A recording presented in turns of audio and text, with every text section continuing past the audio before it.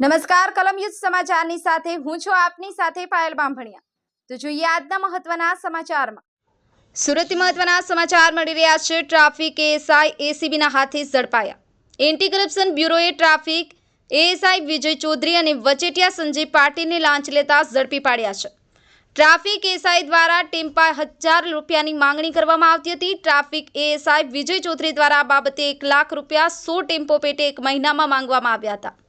પૈસા આપવા માટે ટ્રાફિક એએસઆઈના લોકોને ઉદ્યોગનગર ઉધના ખાતે બોલાવવામાં આવ્યા હતા।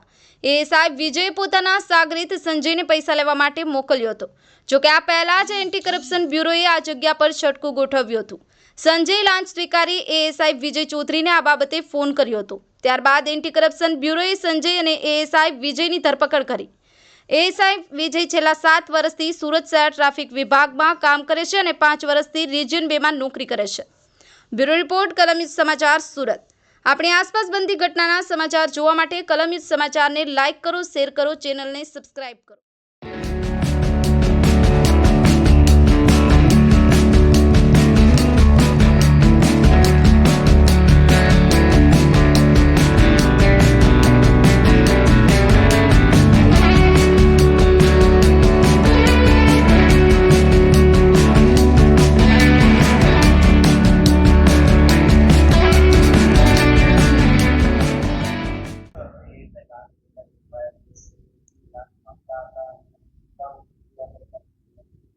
जी गत रोज एंटी करप्शन ब्यूरोना टोल फ्री नंबर 1064 पर फरियादी फरियाद मळेली सूरत शहर ट्राफिक पोलीस द्वारा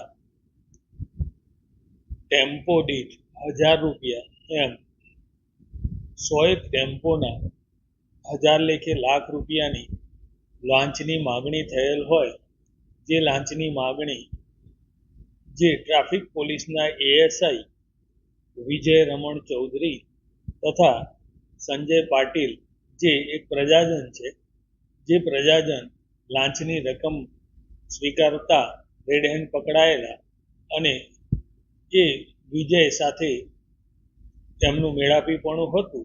આથી ટ્રાફિક પોલીસના એએસઆઈ તથા સંજય પાટીલ બંનેનાઓની એસીબી દ્વારા અટકાયત કરવામાં આવેલી છે અને આગળની કાર્યવાહી હાથ ધરી છે। હા, એ તપાસ અમારી તપાસમાં જે બી બાબતો આવશે એ પાછી આપણે